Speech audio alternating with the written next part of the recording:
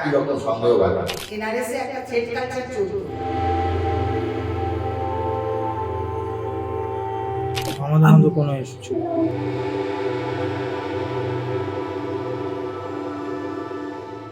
সাংসারিক কোনো অশান্তি ছিল না কোনো মানসিক চাপও। তাহলে কি আকাশ থেকে পড়লো এমন ঘটনা?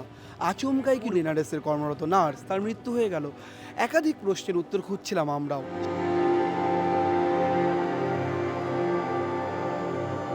সেখানে দাঁড়িয়ে কিছু অসঙ্গতি লক্ষ্য করলাম মুহূর্তের মধ্যেই। তার স্বামী গাজিয়াবাদের লোক, অর্থাৎ উত্তরপ্রদেশের বাসিন্দা। তিনি ভাড়া থাকতেন দমদম ক্যান্টনমেন্ট এলাকায়, আর সেখানেই দুজনের সংসার পেতেছিলেন। সামাজিক মতে বিয়ে হয় গত বছর, অর্থাৎ 2025-এর মার্চ মাসে। আর তার আগে 2023-এর অক্টোবরে রেজিস্ট্রি ম্যারেজ হয় তাদের। একটি ওয়েবসাইটের মাধ্যমে পরিচয়, তারপর 7-8 মাস ডেটিংয়ের পর কার্যত লাভ এবং অ্যারেঞ্জ ম্যারেজ মিলিয়েই বিবাহিত জীবনযাপন শুরু করেন। প্রশ্ন হচ্ছে সেখানেই,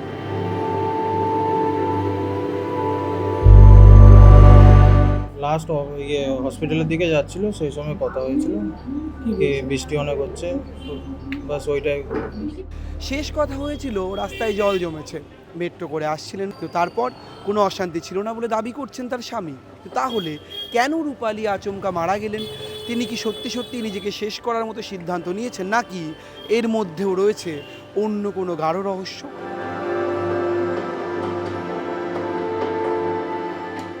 এই তো 8টা শিফট ছিল, 8টা থেকে যেটা হয় নাইট ডিউটি ছিল, ঘরে আস্তে আস্তে 9টা বেজে যেত, সকাল 9টা। এবং শেষ কথা আপনার গতকাল ওনার সাথে কখন হয় আর কি কথা? লাস্ট হসপিটালের দিকে যাচ্ছিল, সেই সময় কথা হয়েছিল কি বৃষ্টি অনেক হচ্ছে, বাস ওইটাই। না, মেট্রো থেকে যাচ্ছিল হসপিটাল। আপনাকে কিছু শেয়ার করতেন যে কাজের চাপ বেশি বা ভালো লাগতো না? কমেন্ট করতে চাই না।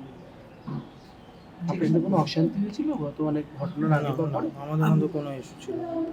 আমরা অলমোস্ট 23-তে ম্যারেজ হয়েছে, তো মোর দ্যান 3 ইয়ার্স অ্যাপ্রক্স।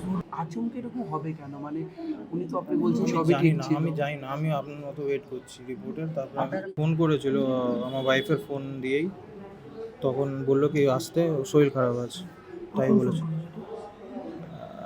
11টা নাগাদ। আমি জানি না, কিছু বলার ক্ষেত্রে বলছেন আমি মন্তব্য করবো না, পুরো বিষয়টা দাদা ক্লিয়ার আছে, করবেন। কথা বলবো আমি প্লিজ। বুঝতে পেরেছি, মানে আপনি তো বেশি, দাদারা তো বাইরে থেকে এসেছেন, আর দাদা তো বাইরে থেকে এসেছেন, আপনি তো বেশিক্ষণ ওর সঙ্গে বা আপনি কাছাকাছি সময় কাটিয়ে সবার প্রথম আপনি গেছেন, দাদারা তো পরে এসেছেন। সেই জন্য আপনার কাছে আপনি গিয়ে কি দেখলেন বা আপনি কি বুঝলেন, আপনাকে কি বলা হলো কোথাও? না, আমি আমার আসার আগে দেখতে হয়ে গেছে। বাট আপনাকে ফোন করে বলা হয়েছে যে শরীর খারাপ। বাট আপনাকে ফোন করে বলা হয়েছে যে শরীর খারাপ। শরীর খারাপ বলেছে। আমার সঙ্গে আমি 25 দিন আগে এসেছিলাম এখানে, বোন আর জামাইয়ের সঙ্গে কথা বলে গেছি। এখানে কি ভাড়া গাড়িতে থাকতো? হ্যাঁ হ্যাঁ, রুম নিয়ে থাকো, জামাই কথা বলতে পারবে ঠিক। আমার সঙ্গে ওই জামাইয়ের মনে আছে। আমার কি করে? জামাই কি কোম্পানির সার্ভিস করে, 2 ভাই 1 বোন, বাবা মা দু ভাই এক বোন। একদম। আর আপনি সবচেয়ে বড়? হ্যাঁ, আর কি বললেন? যে বোন এরকম নেই, তাড়াতাড়ি চলে আসে। এই এনআরএসে যেহেতু দুর্ঘটনা ঘটেছে বলে আপনারা এখানে চাইলেন যে কর্মচারী হোক, এছাড়া আর কোনো সন্দেহ করছেন, আর অন্তত কর্মক্ষেত্রে কোনোরকম কোনো সমস্যা? না না, সেগুলা বলতে পারবো না, ইনভেস্টিগেশন হবে। বলছে যে স্বাস্থ্যমন্ত্রী দেখা করেছেন, পার্সোনালি নাম্বারও দিয়েছেন, ফোন করছিলাম, বলছে যে হ্যাঁ ঠিক আছে, দ্রুতভাবে কাজ করা হবে। তদন্ত করতে গিয়ে সেই তদন্ত কমিটির যাকে যাকে মনে হবে জিজ্ঞেস করার দরকার। হ্যাঁ, স্বামীকে তো বটেই, তার কারণ ও বাড়ির কথা, এখান কাজের কথা বাড়ির লোকের কাছে শেয়ার করতে পারে। এবার সেখানে এসে বলার কথা, হ্যাঁ উল্টোটাও হতে পারে, বাড়িতে কিছু সেটা সহকর্মীদের কাছে শেয়ার করতে পারে। এবার আমরা জানি না, যে এমনিতে শুনলাম যে ও খুবই হাসি খুশি ছিল এবং ও এমএসসি কমপ্লিট করেছে, এমএসসি নার্সিং, এবং এরপরে পিএইচডি করার কথাও ও ভাবছিল। তাহলে মেয়েটির বিয়ে হয়েছে খুব বেশি দিন না, 8-10 মাস হবে হয়তো বিয়ে হয়েছে, যেটুকু শুনলাম। তাহলে এইরকম একটা হতে পারে, কিন্তু আমাদের নার্সিংয়ে অনেক কিছুই মানে অনেকেরই জানা সম্ভব না। সেটা হচ্ছে যে মেন্টালি আনস্টেবল এত কর্মচারী, কোনো নার্সের মেন্টালি সে আনস্টেবল হতে পারে, সেইটা অ্যাড্রেস করে তাকে সেই ট্রিটমেন্টে ঢোকানো, কাউন্সিলিং করা, ট্রিটমেন্ট করা, এইগুলোর মধ্যে ঢোকানো দরকার। দিলে তাহলে সে মেন্টালি হেলদি হলে তাহলে সে পরিষেবাটা ঠিকমতো দিতে পারবে। একজন মেন্টালি আনস্টেবল মানুষ, সে নিজেই মানে পেশেন্ট। কোথাও কি আপনি কি এই মৃত্যুর মধ্যে একটা রহস্যের গন্ধ হ্যাঁ হ্যাঁ, পাচ্ছেন? অবশ্যই অবশ্যই, এটা কোনো মানে এ বিষয়ে কোনো সন্দেহ নেই। এনআরএসে একটা থ্রেড কালচার চলতো নার্সিং অ্যাডমিনিস্ট্রেশনে। এবার সেখানকার মেয়েরা একটা ত্রাসে থাকতে সব সময়, ফলে আমরা চাইলেও ওরা কখনো মুখ খুলতে পারেনি। এটা খুবই অস্বাভাবিক একটা বিষয় যে ও নাইটে এলো এবং নাইটে যখন এসেছে ও সহকর্মী দু একজনের সঙ্গে কথা হলো কালকে রাত্রে যারা ছিল, তারা দেখে কিছুই বোঝেনি যে ওর মধ্যে কিছু চলছে বা কি। আমরা যে কোনো মেডিকেল কলেজের ক্যাম্পাসের মধ্যেই আমরা যদি গত কয়েক বছরের ইতিহাস দেখি, তাহলে সমস্ত কলকাতার মেডিকেল কলেজগুলোর ক্যাম্পাস দেখলে আমরা দেখতে পারবো প্রচুর nursing staff, nursing student, general medical student থেকে শুরু করে জুনিয়র ডাক্তাররা এরা বিভিন্ন সময় মারা গেছেন। একটা মেডিকেল কলেজের ক্যাম্পাসের মধ্যে আবার যখন একটি মৃত্যুর ঘটনা ঘটে, তা তো দুর্ভাগ্যজনক, কিন্তু এখনও তার মধ্যে বিভিন্ন ইস্যু আস্তে আস্তে আমরা দেখতে পাচ্ছি যেগুলো কিন্তু সন্দেহের উদ্রেক করে।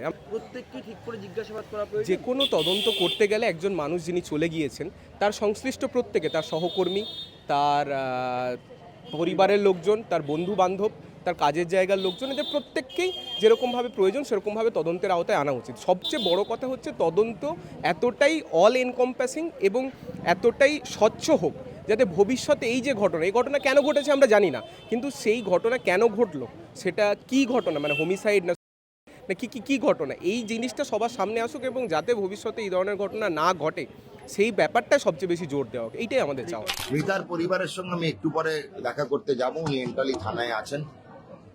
সন্দেহ, দেখুন মৃত্যুর কারণ তো আমরা এখনো জানতে পারিনি, সেটা তো আমার কাছেও একই রকম সন্দেহভাজন।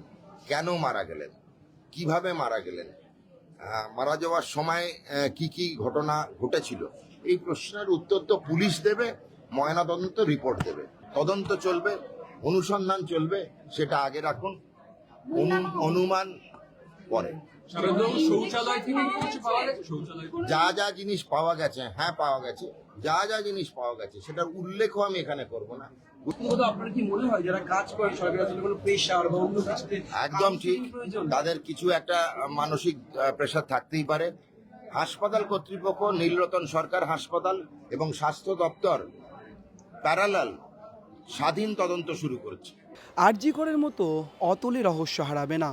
স্বাস্থ্যমন্ত্রী থেকে শুরু করে রাজ্য সরকারও কড়া পদক্ষেপ নিচ্ছে এই ঘটনায়। সন্দেহের তালিকায় রাখা হচ্ছে সকলকেই। কী ঘটেছে, কেন ঘটেছে, কিভাবে মৃত্যু, সব কিছু তদন্তে প্রমাণিত হবে। তো তার আগে যে প্রশ্নগুলি উঠছে আমাদের মধ্যেও, সেই প্রশ্নের উত্তর আপনারাও খুঁজে পাচ্ছেন কি? ক্যামেরায় সুমন দাসের সঙ্গে রমন দাসের রিপোর্ট, সংবাদপ্রতিদিন.in।